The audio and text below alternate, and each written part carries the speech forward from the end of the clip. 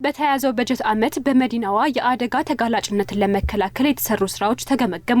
ለቀጣይ የክረምት ጊዜ የአደጋ መከላከል ዝግጁነት ስራዎች ላይ አቅጣጫ የተቀመጠበት የባለድርሻ አካላት የምክክር መድረክም ተካሂዷል። መድረኩ ወቅታዊ የአደጋ መከላከል ዝግጁነታችን ለዘላቂ ደህንነታችንና ዋስትናችን በሚል መሪ ሀሳብ በአዲስ አበባ ከተማ ስራ አስኪያጅ ጽህፈት ቤት አዘጋጅነት የተካሄደ ነው። በመድረኩ በበጀት ዓመቱ ያለፉት 9 ወራት የተከናወኑ ተግባራትም ተገምግመዋል። በርካታ ስራዎች መከናወናቸው የእሳትና አደጋ ስጋት ስራ አመራር ኮሚሽን ገልጿል። ከመጪው ክረምት ጋር ተያይዞ የተለያዩ የአደጋ ስጋቶች ተለይተው ችግሮችን ለመከላከል ወደሚያስችል ስራም ተገብቷል። ስጋት ያለባቸው አካባቢዎችን የመለየት ስራ ስለመሰራቱም ተነግሯል። ክረምት ጋር ፌስ ሊያደርጉን የሚችሉ አደጋዎች የጎርፍ አደጋ ወደ 131፣ የእሳት አደጋ 156፣ የመሬት መንሸራተት 157፣ የትራፊክ አደጋ 28፣ የካባ አደጋ 6 በአጠቃላይ 378 አደጋዎች ለ378 አደጋዎች ተጋላጭ የሆኑ ቦታዎች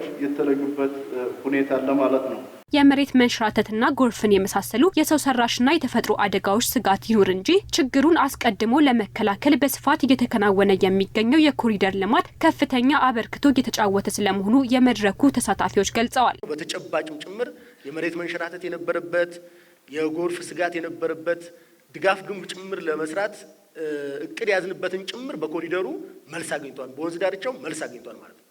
ስለዚህ ይሄ ስኬታማ ስራ ነው ብሎ መውሰድ ይቻላል። ሌሎች ኮሪደር ስራዎቻችንም ቢሆን ሌሎች አደጋዎችም ጭምር የእሳትም ይሁን ሌሎች የትራፊክ አደጋዎችን ከመቀነስ አኳያ ትልቅ ፋይዳ ያላቸው ስለሆኑ በክፍለ ከተሞችም በተቋማትም እንደዚሁም ደግሞ እንደ ከተማ በኮሪደር ልማቱ የተሰሩ ስራዎች በጣም በርካታ ናቸው። እነዚህ ስራዎች በደንብ ከአደጋ ቅነሳ ጋር ተያይዞ ያላቸው ሚና በደንብ ጎልቶ መቅረብና መታየት አለበት። መኪና መግባት አይችልም።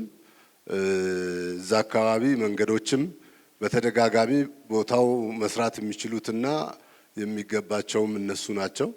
ይሄ ሰባራ ድልድይ መንገድም የለውም ለማስገባት መኪና ለማስገባትም ችግር ነው። አደጋ ቢፈጠርም እዛ አካባቢ እሳት አደጋ መኪናዎች መድረስ አይችሉም። ጎርፍ ቢፈጠርም አብዛኛው ህብረተሰብ እንደተባለው በየወንዝ ዳርቻው የሚሰፍር ከመሆኑም አንጻር ሰፍሮበታል እዛም አካባቢ ላይ ማለት ነው። ምናልባት አሁን ኮሪደር ልማቱ ምላሽ ይሰጠናል። ቀደም ብለው የተገነቡት መሰረተ ልማቶች ጥራታቸው እንደ ኮሪደር ልማቱ ባለመሆኑ ለአደጋ ተጋላጭነታቸው ከፍተኛ መሆኑን የሚገልጹት በምክትል ከንቲባ ማዕረግ የአዲስ አበባ ከተማ ዋና ስራ አስኪያጅ ኢንጂነር ወንድሙ ሴታ ለአደጋ ተጋላጭ ለሆኑ አካባቢዎች ቅድሚያ በመስጠት ሊሰራ እንደሚገባም አሳስበዋል። መሰረተ ልማቶቻችን አሁን በተለይም ኮሪደር ልማት እየሰራን ባለንበት ሐሳብ ያለ ማስቀድሞ የተሰሩት መሰረተ ልማቶች አሁን ምን ገነባው መሰረተ ልማት ሜቢ ለሚቀጥሉ 30 እና 40 ዓመት የሚያገለግለን ነው።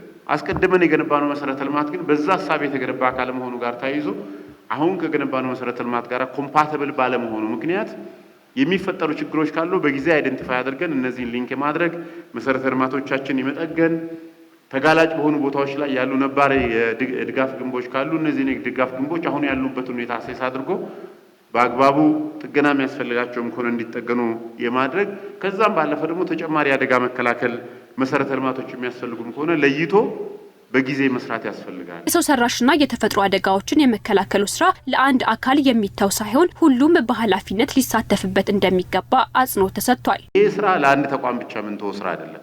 ሁላችንም እኔም ኃላፊነት አለብኝ። የሚጠፋው ህይወት የኔ ወገን ነው፣ የሚወድመው ንብረት የኔ ወገን ንብረት ነው ብለን አስበን በጋራ መስራት ይኖርብናል የሚለውን ነገር ማሰብ መቻል አለብን። ትልቁ ስራ 70-80% መሰራት ያለበት መከላከሉ ላይ ነው። ውጤትም የሚያመጣው እሱ ነው። ሰላማዊም እሱ ነው። ስንከላከል አደጋ ሳይደርስ ምንም ላይመስለን ይችላል። ስለ አደጋ ግን ደግሞ አደጋ የከፍ አደጋ ሲደርስ ሁላችንም እንደነግጣለን። አመራሩ ይሮጣል፣ ሙያተኛው ይሮጣል፣ ህዝቡ ይሮጣል፣ ያዝናል።